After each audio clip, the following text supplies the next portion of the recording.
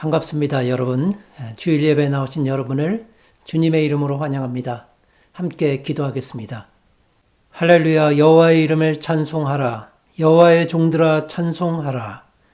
여호와는 선하시며 그의 이름이 아름다우니 그의 이름을 찬양하라.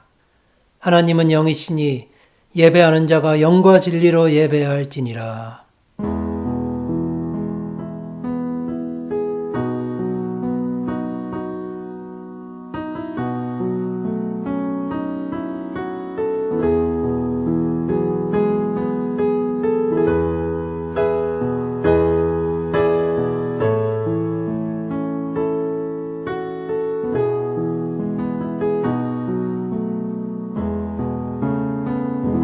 존귀하신 하나님 아버지, 오늘도 귀하고 복된 주일을 허락하시고 하나님께 찬양과 경배를 드릴 수 있도록 인도하여 주시니 감사합니다. 한 주간 우리를 눈동자처럼 보호하여 주시고 이 험한 세상 속에서도 안전하게 살아가도록 인도하여 주심을 감사드립니다. 각 가정에 모여서 예배드리는 성도들에게 거룩하신 하나님의 은혜를 충만히 부어주시기를 간절히 소망합니다. 하나님을 진심으로 찬양하며 경배하는 예배가 되도록 인도하여 주시옵소서. 예수님의 이름으로 기도드립니다. 아멘. 사도신경으로 신앙 고백하겠습니다. 전능하사 천지를 만드신 하나님 아버지를 내가 믿사오며 그 외아들 우리 주 예수 그리스도를 믿사오니 이는 성령으로 잉태하사 동정녀 마리아에게 나시고 본디오 빌라도에게 고난을 받으사 십자가에 못 박혀 죽으시고 장사한 지 사흘 만에 죽은 자 가운데서 다시 살아나시며 하늘에 오르사 전능하신 하나님 우편에 앉아 계시다가 저리로서 산자와 죽은 자를 심판하러 오시리라. 성령을 믿사오며 거룩한 공회와 성도가 서로 교통하는 것과 죄를 사하여 주시는 것과 몸이 다시 사는 것과 영원히 사는 것을 믿사옵나이다. 아멘. 찬송가 425장 주님의 뜻을 이루소서 함께 찬송하겠습니다.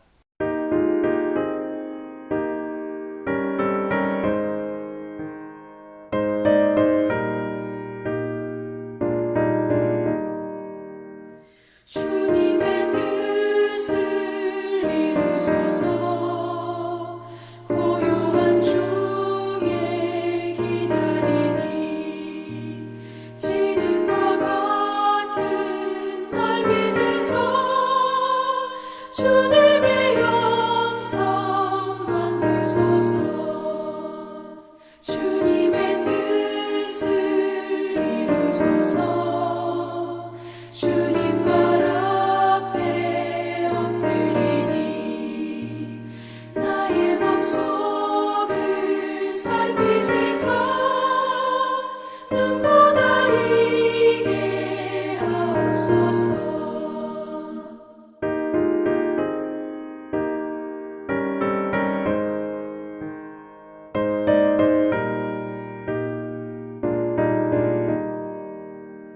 주님의 뜻을 이루소서. 병들어 몸이 피곤할 때 권능의 손을 내게 펴서 강건케 하여 주옵소서. 주님의 뜻을 이루소서. 온전히 나를 주장하사 주님과 함께 동행함을 만민이 알게 하옵소서. 아멘.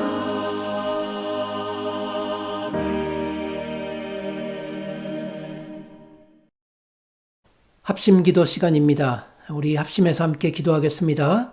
먼저 모든 나라와 민족들 가운데 하나님의 은혜가 부어지기를 위해서 기도하시기 바랍니다. 우리에게 와 있는 코로나 바이러스가 물러가서 정상적인 삶을 되찾을 수 있도록 그렇게 기도하시기 바랍니다. 두 번째로 교회를 위해서 기도하겠습니다. 어려움에 빠져 있는 교회가 다시 일어나서 이 시대의 빛이 되며 부흥할 수 있도록 그렇게 기도하시기 바랍니다. 세 번째로 가정들 위해서 기도하겠습니다. 여러 가지 어려움 가운데 있는 가정들에게 하나님 은혜를 내려주시고 또한 성도들에게 하나님의 보호하심이 함께 있기를 위해서 기도하겠습니다. 네 번째로 우리 자녀들을 위해서 기도하겠습니다.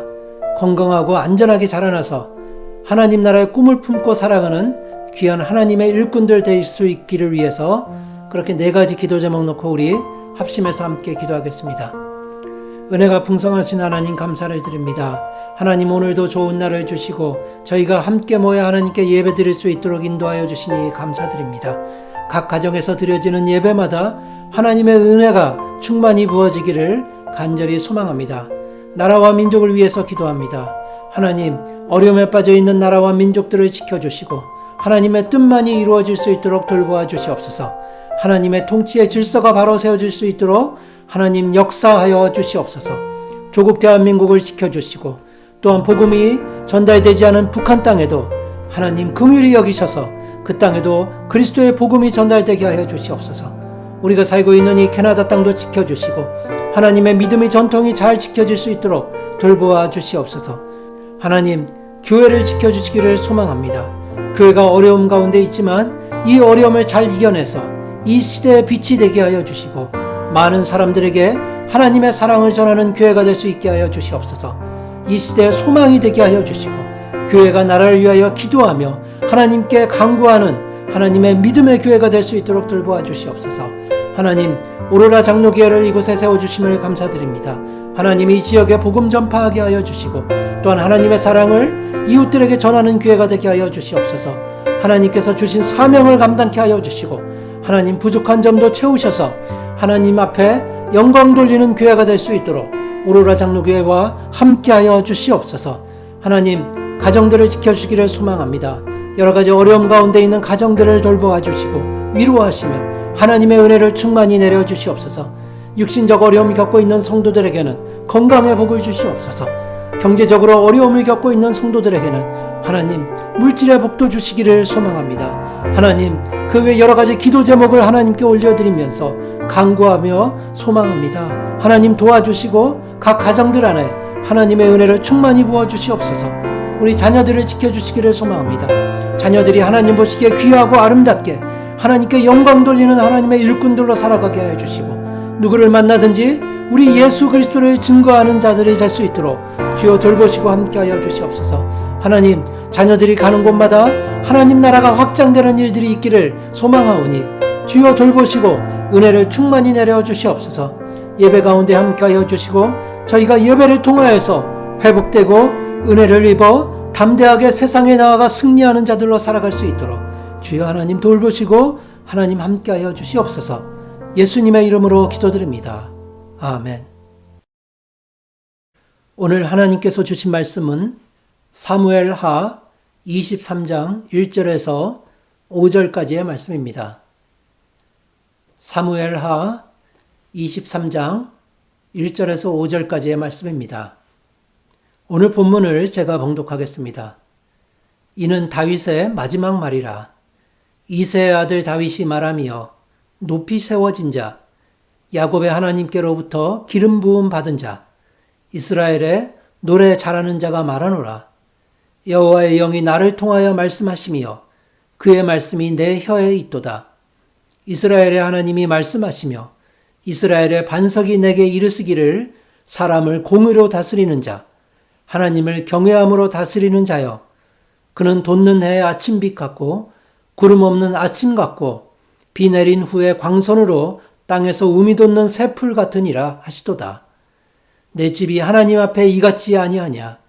하나님이 나와 더불어 영원한 언약을 세우사 만사에 구비하고 견고하게 하셨으니 나의 모든 구원과 나의 모든 소원을 어찌 이루지 아니하시랴. 아멘. 봉헌하겠습니다.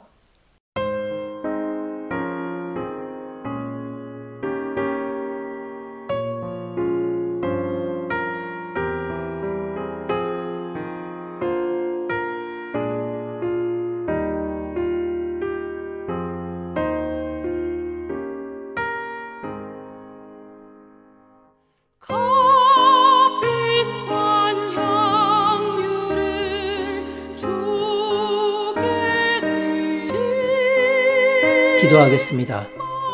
사랑과 은혜가 풍성하신 하나님, 우리에게 필요한 것 이상으로 모든 것을 풍족하게 공급하시는 하나님, 그 하나님의 은혜와 사랑이 너무도 크고도 놀랍습니다. 여러 가지 부족한 점이 많은 우리 죄인들이기에 더욱더 하나님만을 의지하며 살아가게 됩니다. 하나님의 크신 은혜를 깨닫고 감사하는 마음으로 하나님 앞에 예물을 올려드립니다. 마음의 소원을 또한 담아드립니다. 저희의 예물을 받아주시옵소서. 성도들의 가정 가운데 범사에 잘되게 하시고 강건한 복을 충만히 허락하여 주시옵소서. 이 예물이 쓰이는 곳마다 하나님의 은혜와 사랑이 나타나게 인도하여 주시옵소서. 예수님의 이름으로 기도드립니다. 아멘.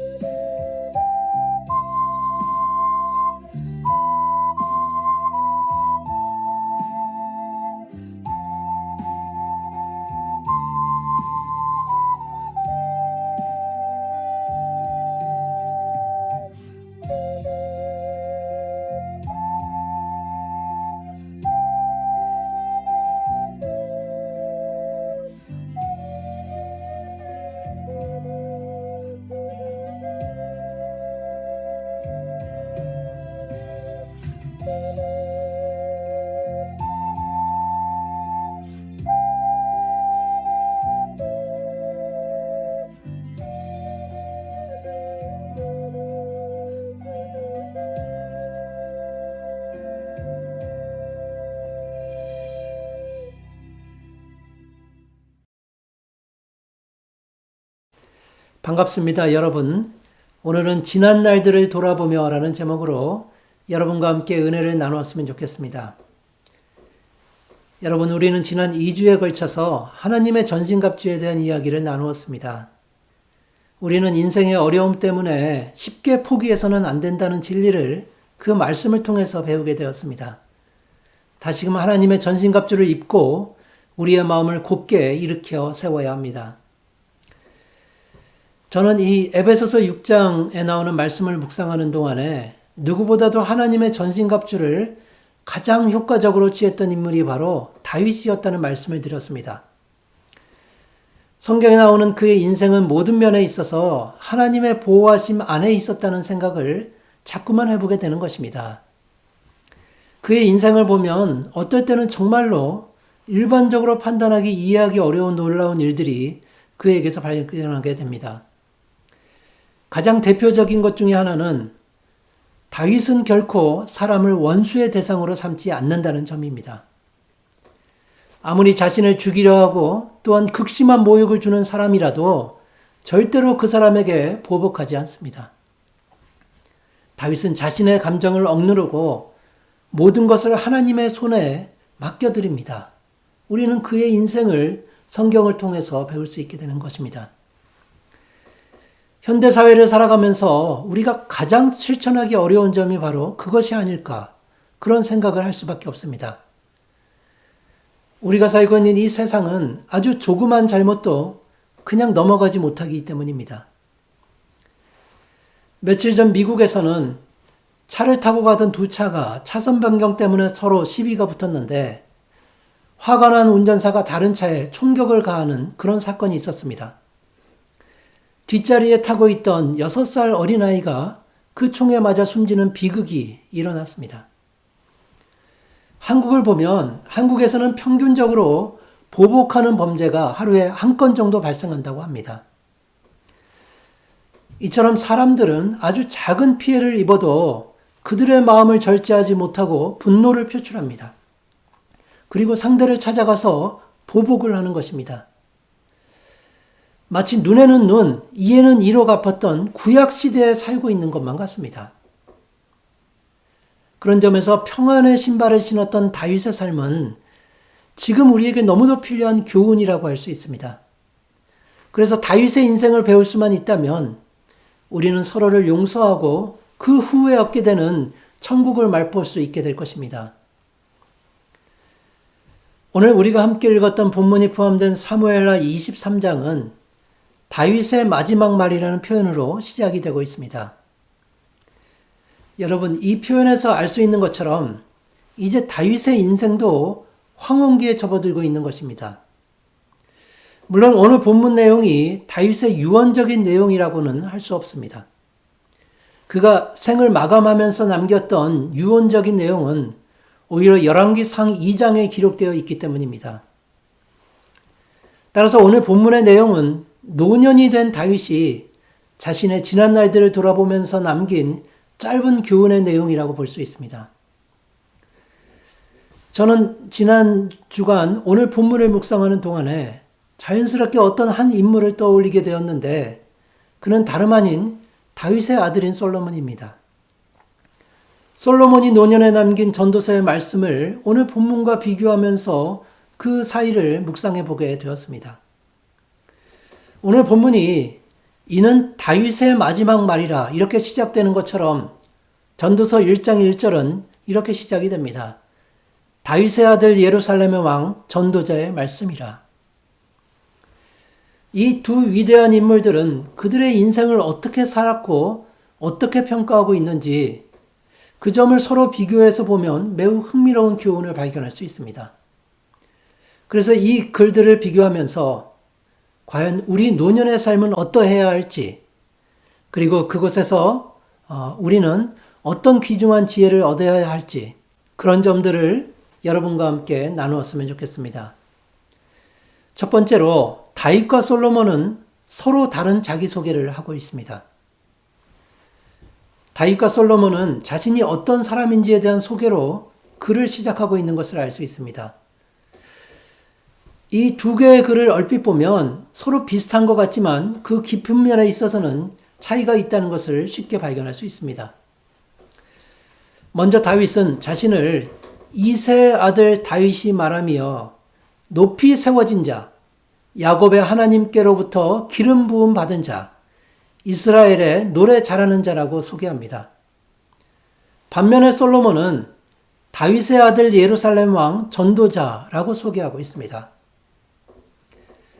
여러분, 이 두 개의 소개의 글의 가장 큰 차이점은 글쓴이가 자신의 이름을 밝히고 있는지에 대한 것입니다. 먼저 다윗은 자신이 이새의 아들 다윗이라고 분명하게 밝히고 있습니다. 하지만 솔로몬은 그의 아버지 다윗의 이름만을 밝힐 뿐 자신의 이름은 적지 않고 있습니다. 오늘 본문에 나오는 이새의 아들이라는 표현은 사실 다윗에게 있어서 매우 겸손한 뜻을 가지고 있는 것입니다. 성경에서 이 이새의 아들이라는 명칭은 다윗이라는 인물을 그저 보잘것없고 미천한 신분이라고 나타낼 때 사용되었기 때문입니다. 그래서 다윗은 자기 스스로가 미천한 신분인 이새의 아들이라고 소개를 하고 있습니다. 그런데 다윗이 이 글을 쓸 당시에 그는 이미 위대한 성군으로 인정받았던 때가 아니었습니까, 여러분?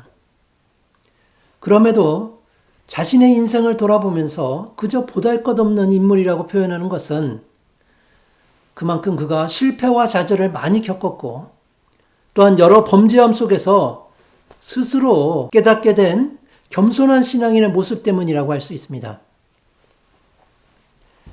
하지만 다윗은 그의 인생이 후회스러운 것이라고 그렇게 표현하지는 않습니다. 1절 말씀을 다시 한번 보겠습니다.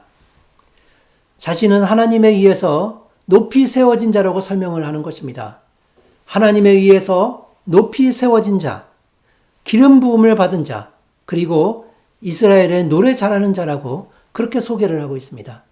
결코 그가 자신의 인생이 후회스럽고 원망스럽다고 말하지는 않습니다. 비록 좋은 가문과 좋은 배경의 인물은 아니었지만 다윗은 하나님께서 자신을 높여주셨고 자신에게 기름을 부어서 최고의 왕이 되게 하셨다고 고백을 하고 있습니다. 여러분, 우리는 우리말에 개천에서 용난다라는 말이 있습니다. 다윗은 스스로 자신이 마치 그런 사람이라고 말하지만 그의 말에는 깊고 심오한 의미가 들어있는 것을 발견해야 합니다. 그가 높아진 것에는 거룩함이라는 의미가 부여되기 때문입니다. 다윗은 단순히 한 나라의 왕이 된 것이 아니라 그는 야곱의 하나님께로부터 기름 부은 자가 된 것입니다.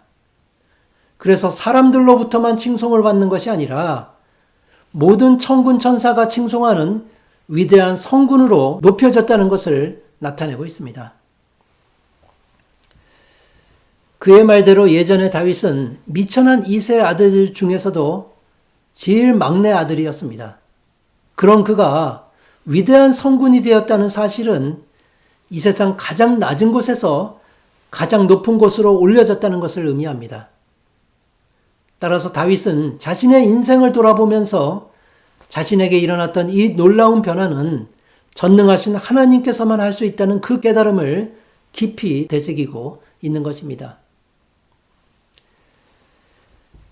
다윗이 스스로를 이스라엘의 노래 잘하는 자라고 표현한 이유가 바로 그것입니다.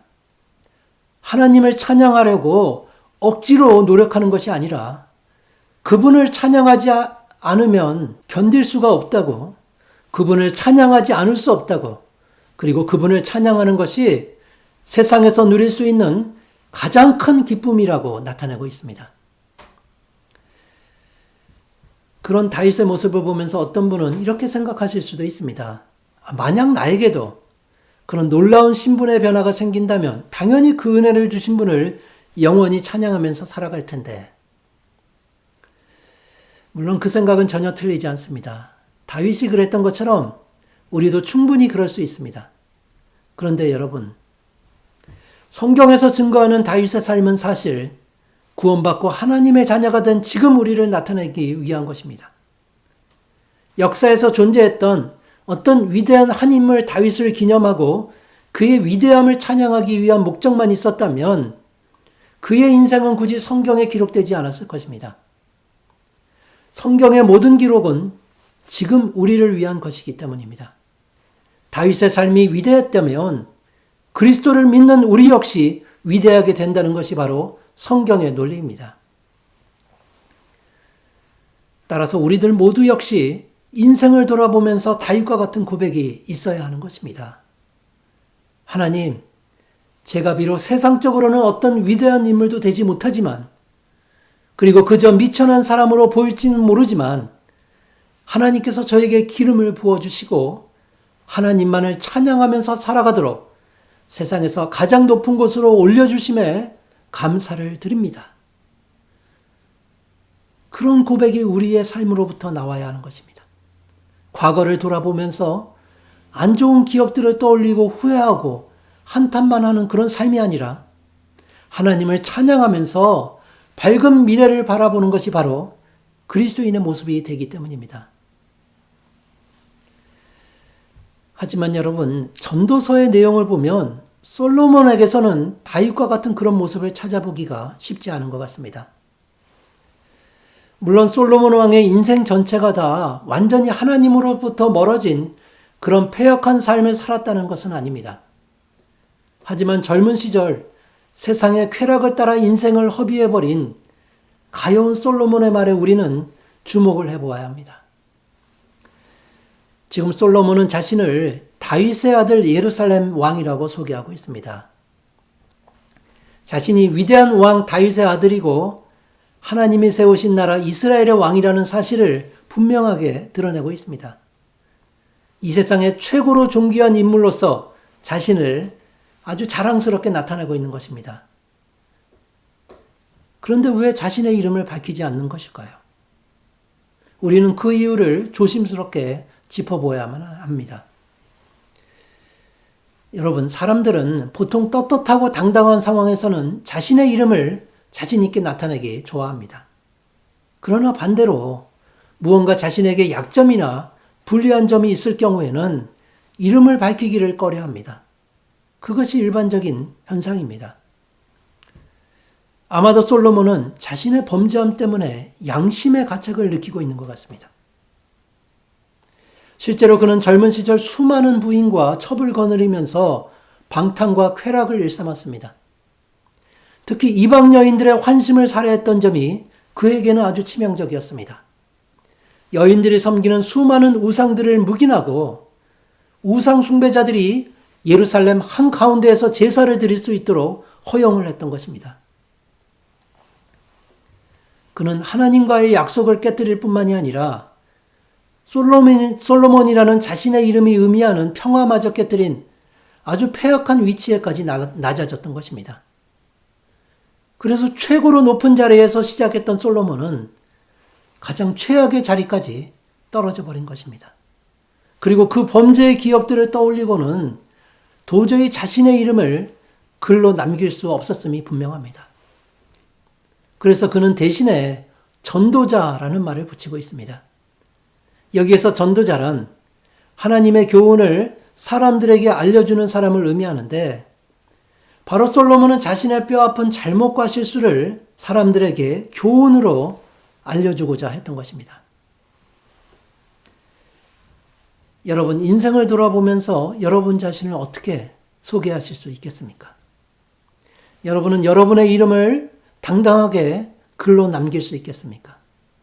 다윗처럼 하나님, 저는 미천한 존재였지만 하나님의 은혜로 자녀가 되는 권세를 얻게 되었습니다. 우리는 그렇게 우리 자신을 소개해야 되지 않겠습니까? 아니면 솔로몬처럼 나는 좋은 가문 출신으로 아주 최고의 학교와 최고의 교회를 다녔던 사람이다. 그렇게만 얘기할 수 없는 것이 아닙니까? 우리 이름을 자랑스럽게 남겨야 합니다. 나는 하나님을 잘 믿고 섬겼던, 그리고 위대한 그리스도인으로 살았던 이 땅에서 가장 높아진 누구이다라고 그렇게 글을 남겨야 하지 않겠습니까? 1절 말씀에 나오는 다윗의 자기소개는 우리에게 예언적인 내용을 전하고 있습니다. 성도들이 장차 천국에서 누리게 될 신분이 어떤 것인지를 우리에게 보여주는 내용이 그 안에 들어 있습니다. 고린도전서 3장에 나오는 바울의 설명처럼 이 땅에서의 삶이 끝날 때 우리 모두는 그동안 쌓아왔던 공적들이 나타나게 될 것이고 하나님의 불시험을 받게 될 것입니다. 만약 그때 솔로몬처럼 내가 세상에서 이룬 그 업적들만을 내세우는 사람이라면 마치 나무나 풀이나 짚으로 건물을 세운 사람과 같을 것입니다. 그래서 구원을 얻어도 불 속에서 간신히 헤쳐놓은 것과 같이 될 뿐이라는 사실입니다. 그러나 다윗처럼 하나님의 은혜를 나타내는 사람은 금과 은과 보석으로 건물을 지은 것과 같이 하나님께 빛나는 면류관을 얻게 될 것입니다. 위대한 다윗처럼 날마다 하나님을 찬양하면서 그분의 영광을 살아가는 우리 모두가 되어야 하는 것입니다. 사랑하는 여러분, 우리 지난 날들을 돌아보면서 다윗처럼 내 이름을 자랑스럽게 남기며 내가 이 땅에서 내 후손들에게 믿음을 전수해주고 하나님의 말씀을 잘 순종하고 위대한 그리스도인으로 살았다고 고백하는 여러분 모두가 되시기를 소망합니다. 두 번째로 다윗과 솔로몬은 서로 다른 지혜를 추구하며 살았습니다. 그들의 인생의 여정이 서로 많이 달랐을 뿐만이 아니라 서로 다른 지혜를 추구하며 살아갔다는 것을 우리는 성경을 통해서 발견할 수 있습니다. 성경은 인간에게 두 종류의 지혜가 있다고 말씀합니다. 히브리적 지혜와 헬라적 지혜가 있다고 말씀합니다. 먼저 히브리적 지혜는 하나님을 믿는 믿음 위에 기초한 것입니다. 반면에 헬라적 지혜는 인간의 과학과 이성에 기초한 것을 의미하고 있습니다.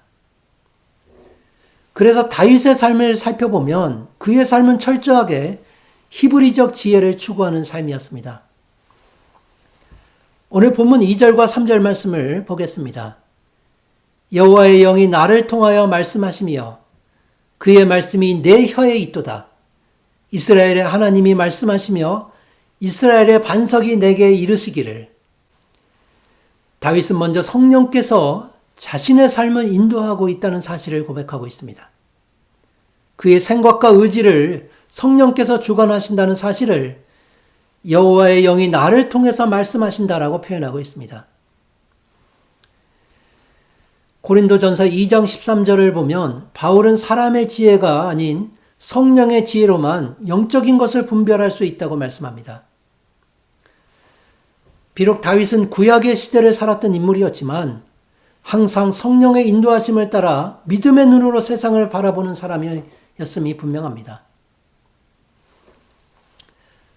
사무엘상 18장 14절 말씀은 다윗이 추구했던 지혜가 어떤 것이었는지를 우리에게 잘 알려주고 있습니다. 다윗이 그의 모든 일을 지혜롭게 행하니라. 여호와께서 그와 함께 계시니라. 그가 추구했던 지혜는 자신과 함께 하시는 하나님께서 친히 보여주시는 하늘나라의 지혜였습니다. 다윗이 왜 보통 사람들이 이해하기 어려운 신앙인의 모습을 보여주었는지 그 점이 바로 이곳에서 답이 나오고 있습니다. 자신에게 죽음의 위협을 가하고 참을 수 없는 모욕을 주는 사람들일지라도 그에게는 아무런 문제가 되지 않았던 것입니다. 영원한 곳을 보는 사람에게 있어서 잠시 있다가 사라질 세상은 전혀 문제가 되지 않기 때문입니다. 그래서 여러분, 사울 왕이 블레셋과의 전투에서 죽임을 당했을 때 다윗은 사울의 죽음을 원수의 죽음이 아닌 하나님께서 기름 부으신 자의 죽음으로 볼 수밖에 없던 이유가 바로 그것입니다. 오직 믿음의 눈으로만 세상을 보고 판단하는 하나님의 지혜가 다윗의 전 인격을 주관하고 있었기 때문입니다. 그러나 그의 아들 솔로몬은 달랐습니다. 물론 왕이 되고 나서 하나님께 듣는 마음을 달라고 요청했던 솔로몬이었지만 세상의 많은 것들을 소유하자 그의 생각과 마음은 점점 더 세상의 지혜와 쾌락으로 오염이 되어 갔습니다. 전도서 1장 13절 말씀을 보면 솔로몬은 자신이 마음을 다하며 지혜를 써서 하늘 아래에서 행하는 모든 일을 연구하며 살폈다고 고백합니다. 여기에서 그가 말하는 지혜는 헬라적 지혜임이 분명해 보입니다. 히브리적 지혜는 세상의 답을 하나님의 계시로부터 얻으려 하지만 헬라적 지혜는 그 답을 인간의 사색과 연구를 통해서 얻으려고 합니다. 따라서 헬라적 지혜로는 인생 만사의 그 무엇도 알아낼 수 없는 것이 당연합니다. 여러분, 세상에서 가장 지혜롭고 가장 부유하고 가장 화려했던 최고의 왕 솔로몬이 가장 유치한 우상에 빠지고 말았다는 사실이 너무도 놀랍지 않습니까? 그 점이 바로 그가 추구했던 지혜의 실체를 우리에게 알려주고 있습니다. 성경은 사람이 가장 자신만만해하는 부분에서 오히려 쓰러질 수 있다고 말씀합니다. 지상에서 가장 온유하다는 모세는 분노를 표출함으로써 가나안 땅에 들어가지 못했습니다. 그처럼 지상에서 가장 지혜로운 솔로몬 왕은 그의 지혜로 말미암아 가장 어리석은 우상에 빠지고 말았습니다. 그리고 자신의 과거를 한탄하면서 지금 우울한 노년을 보내고 있는 것입니다.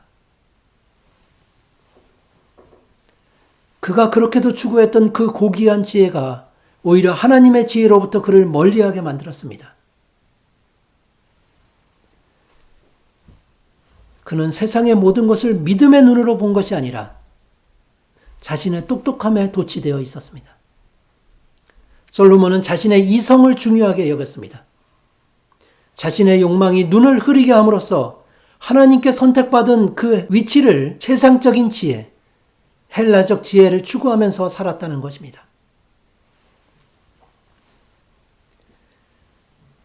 사랑하는 여러분, 여러분은 어떤 눈으로 세상을 바라보고 있습니까?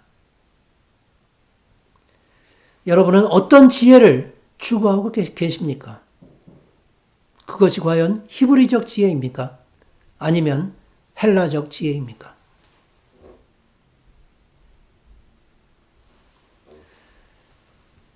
여러분, 솔직히 부끄럽지만 저는 살아오면서 그동안 얼마나 이 헬라적 지혜를 추구했는지 모릅니다. 더욱이 그런 마음과 의지의 자세는 심지어 제가 목회자의 길에 들어선 이후에도 크게 변하지가 않았습니다. 모든 것을 자꾸만 이성적이고 과학적인 것으로만 판단하라는 성향을 쉽게 버리지 못하는 것입니다. 아마도 솔로몬은 자신의 그런 잘못을 깨닫고 나서 그의 후손들은 자신과 같은 잘못을 범하지 않도록 전도서를 적게 되었을 것입니다. 따라서 우리는 다시금 다윗의 고백에 더욱 깊이 있게 주목을 해보아야 합니다. 과연 히브리적 지혜의 근본이 무엇인지를 정확히 파악해야 하기 때문입니다. 오늘 본문 말씀을 그래서 다시 한번 보겠습니다. 본문 2절과 3절 말씀입니다. 여호와의 영이 나를 통하여 말씀하시며 그의 말씀이 내 혀에 있도다. 이스라엘의 하나님이 말씀하시며 이스라엘의 반석이 내게 이르시기를 사람을 공의로 다스리는 자, 하나님을 경외함으로 다스리는 자여. 여러분, 다윗은 이곳에서 지금 삼위일체 하나님의 지혜를 말하고 있습니다. 이 2절과 3절 말씀에는 모두 3번의 말하다라는 표현이 사용이 되는데 그 각각을 잘 살펴보면 다음과 같습니다. 먼저 다윗은 여호와의 영을 통해서 자신이 말하게 된다고 고백합니다. 그리고 나서 이스라엘 하나님께서 자신에게 나라를 공의로 다스리라고 말씀하신다고 합니다. 또한 이스라엘의 반석께서 하나님을 경외하라고 말씀하신다고 합니다. 성부 하나님, 성자 예수님, 성령 하나님께서 자신의 말과 행동 모두를 주관하고 계시다는 아주 신비한 진리를 그는 이곳에서 고백하고 있습니다. 그래서 다윗이 그의 모든 일을 지혜롭게 행한 것은 여호와께서 그와 함께 계시기 때문이라는 사무엘상 18장 14절 말씀이 바로 이 신비로운 진리를 설명해 주고 있는 것입니다. 성도 여러분, 우리도 다윗처럼 살기 원한다면 삼위일체 하나님이 말씀하시는 그 음성에 더욱 귀를 기울여야 합니다. 그 말씀을 따라서 살아가도록 노력하는 방법밖에는 없다는 것입니다. 세상의 지혜를 따라가서는 안 됩니다. 그것을 멀리하고 성경이 알려주시는 하나님의 지혜를 추구한다면 성부, 성자, 성령 하나님께서 우리에게 마땅한 일들을 보여주실 것입니다. 그렇게 해야만 우리도 위대한 다윗처럼 살아갈 수가 있습니다. 그 점을 기억하시고 온전히 오늘 주시는 하나님의 말씀을 묵상하는, 깊이 있게 묵상하는 여러분들이 되시기를 소망합니다. 세 번째로, 다윗과 솔로몬은 서로 다른 비전을 가지고 있었습니다. 하나님께서는 처음 인간 아담과 약속을 맺기 시작하셨고 그 이후로도 우리의 신앙의 선조들과 계속해서 여러 차례 약속을 맺으셨습니다. 대홍수 이후에도 노아와도 약속을 맺으셨는데 그 약속의 증거는 하늘 위에 떠 있는 무지개였습니다. 오늘 본문을 보면 다윗은 하나님께서 자신과도 약속을 맺으셨다고 고백합니다. 오늘 본문 5절을 함께 보겠습니다. 내 집이 하나님 앞에 이같지 아니하랴. 하나님이 나와 더불어 영원한 언약을 세우사 만사에 구비하고 경고하게 하셨으니 나의 모든 구원과 나의 모든 소원을 어찌 이루지 아니하시랴. 다윗은 지금 하나님께서 자신의 모든 소원을 다 이루어 주실 것이라는 확신에 차 있습니다. 하나님의 약속에 대해서 그는 거룩한 비전을 품고 선지자적 예언을 우리에게 전해주고 있는 것입니다. 신약에서 베드로 사도는 하나님의 약속에 대해서 이렇게 선언을 하고 있습니다. 우리는 그의 약속대로 의가 있는 곳인 새하늘과 새 땅을 바라본다. 따라서 하나님의 약속은 우리의 미래가 밝고 희망이 있다는 것입니다. 그 약속을 믿는 믿음을 우리는 거룩한 비전이라고 선언할 수 있습니다. 그래서 다윗은 항상 이 거룩한 비전을 품고 살았던 사람이었습니다. 자신의 처지가 아무리 비참한 상황에 있을지라도 그는 결코 비관적인 생각과 말을 하지 않았습니다. 그는 오히려 소망을 이야기하고 희망찬 비전을 제시합니다. 다윗은 자신의 인생이 그런 거룩한 비전을 간직한 삶이었음을 이렇게 표현하고 있습니다. 그는 돋는 해의 아침빛 같고 구름 없는 아침 같고 비 내린 후에 광선으로 땅에서 우미 돋는 새풀 같으니라. 베드로 사도의 말처럼 다윗은 새로운 빛이 비추고 새로운 싹이 돋는 새하늘과 새 땅을 바라보고 있습니다. 힘차게 솟아오르는 해를 바라보면서 다가올 희망의 아침이 자신의 인생 가운데 펼쳐질 것을 지금 기쁨으로 기대하고 있는 것입니다. 나의 모든 구원과 나의 모든 소원을 어찌 이루지 아니하시랴. 다윗이 간직했던 그 거룩한 비전은 바로 메시아가 통치하실 영원한 하나님의 나라를 바라보는 것이었습니다. 따라서 그것을 볼 수 있었던 다윗은 그의 노년의 인생이 항상 기쁨과 희망으로 가득 차 있을 수밖에 없었습니다. 비록 예수 그리스도의 실제 모습을 본 적은 없지만 장차 그리스도께서 이 땅에 오셔서 죄악과 역경의 모든 어두운 면들을 사라지게 하시고 희망과 기쁨으로 가득 찬 모습으로 바뀌게 하실 것을 그는 희망찬 기대감으로 기다리고 있었던 것입니다. 하지만 여러분, 그의 아들 솔로몬은 그 거룩한 비전을 보고 있지 않는 것 같습니다. 미래에 대한 그의 생각은 그저 비관적이고 어두워 보이기 때문입니다. 그는 자신이 살아온 죄악된 세상의 기준을 두고 미래를 바라보고 있습니다. 그래서 세상적인 지혜로 자신의 미래를 판단하는 것입니다. 이미 있던 것이 후에 다시 있겠고 이미 한 일을 후에 다시 할지라 해 아래는 새 것이 없나니. 솔로몬이 가졌던 세상적인 관점에서만 본다면 삶은 그저 헛되고 무의미한 것이 될 수밖에 없습니다. 물론 솔로몬이 짐승과 같이 본능적으로 탐욕을 부린 것은 아니었습니다.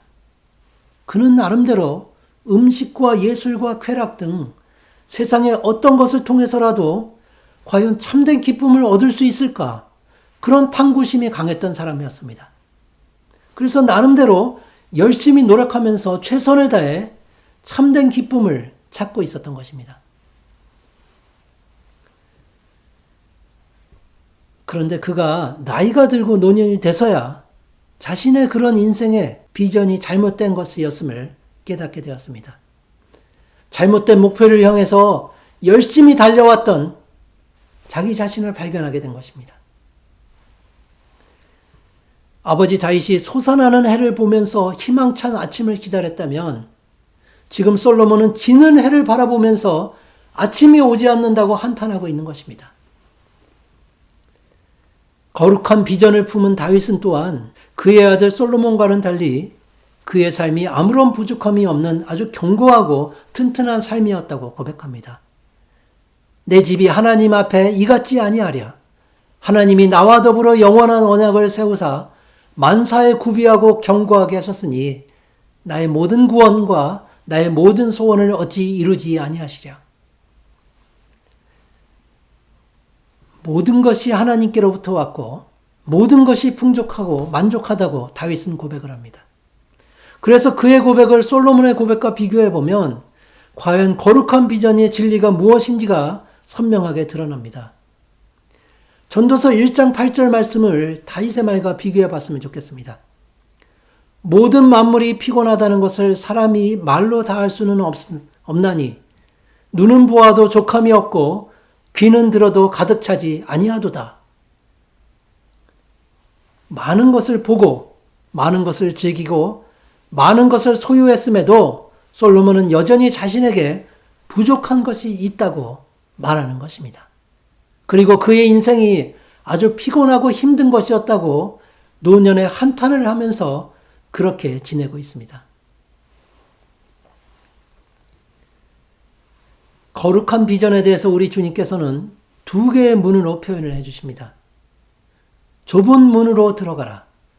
멸망으로 인도하는 문은 크고 그 길이 넓어 그리로 들어가는 자가 많고 생명으로 인도하는 문은 좁고 길이 협착하여 찾는 이가 적음이라. 여러분, 우리가 다윗과 솔로몬의 삶을 비교해 보면서 우리 앞에는 두 개의 길이 놓여 있다는 것을 깨닫게 됩니다. 하나는 다윗이 걸어갔던 좁고 협착한 길이 있습니다. 그 길은 거룩한 비전을 바라보면서 나아가는 길입니다. 그리고 다른 하나는 솔로몬이 걸어가고 난 후에 믿음의 후손인 우리들에게 결코 자기처럼 가지 말 것을 권고하고 있는 넓고 편한 길입니다. 그 길은 세상의 비전을 보며 나아가는 길입니다. 어거스틴은 그의 저서인 하나님의 도성에서 인간의 역사 속에는 이 두 가지의 나라가 항상 섞여서 나타난다고 이야기합니다. 하나님에 대한 사랑 위에 건축된 하나님의 나라와 자기 자신에 대한 사랑 위에 건축된 지상의 나라가 바로 그것입니다. 그래서 오늘 본문과 연결해서 보면 우리가 과연 어떤 비전을 품고 살아가느냐, 우리가 다윗의 길을 선택하느냐 아니면 솔로몬의 길을 선택하느냐에 따라서 우리 앞에 펼쳐질 나라가 결정이 된다는 것입니다. 사랑하는 여러분, 우리에게는 단 두 가지의 인생길이 놓여 있을 뿐입니다. 다윗처럼 살 것인가? 아니면 솔로몬처럼 살 것인가? 우리의 지난 날을 돌아보면서 우리의 이름을 당당히 후손들에게 나타내고 우리가 이 세상 속에서 빛과 소금의 그리스도인들로 살았다고 그렇게 자랑스러워하는 여러분 모두가 되었으면 좋겠습니다. 여러분 모두가 우리에게 힘주시고 능력 주시는 주 예수 그리스도와 동행하시는 길로 나아갔으면 좋겠습니다. 그렇게 다윗처럼 살아가는 여러분 모두가 되시기를 주님의 이름으로 축원합니다. 함께 기도하겠습니다.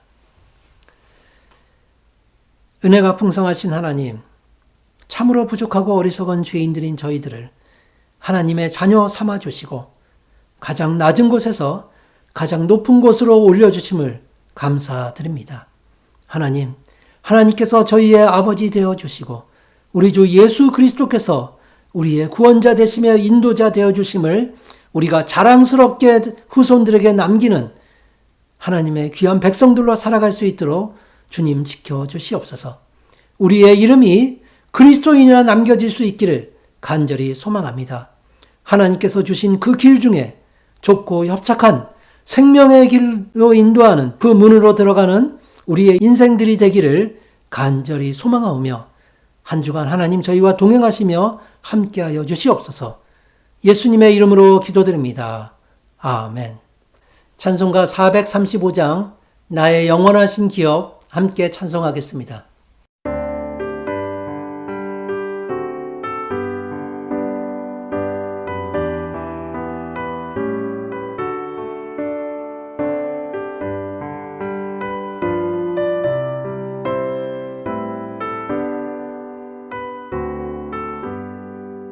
나의 영원하신 기업 생명보다 귀하다.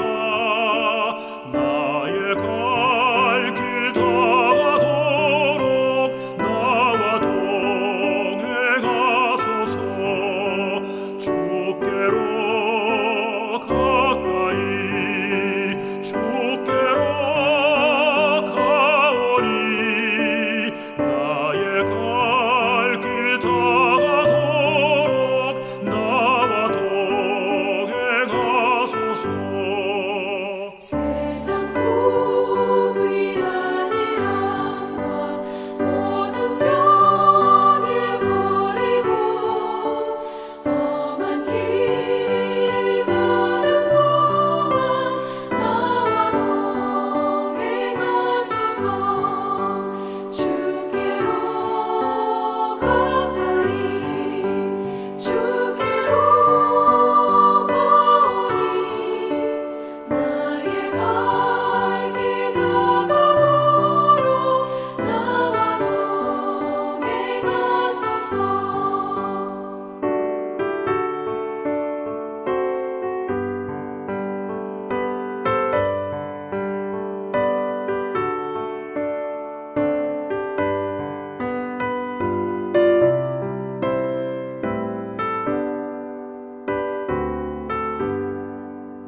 어둠 골짝 지나가며 험한 바다 건너서 천국문에 이르도록 나와 동행하소서.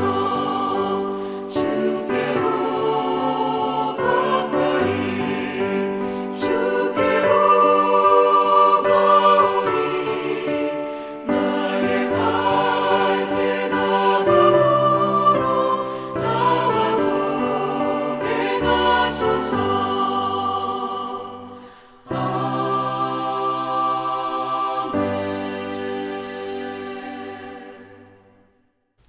기도하겠습니다.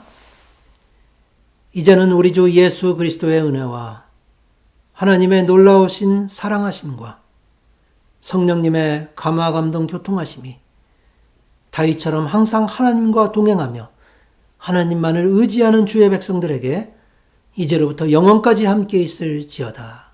아멘.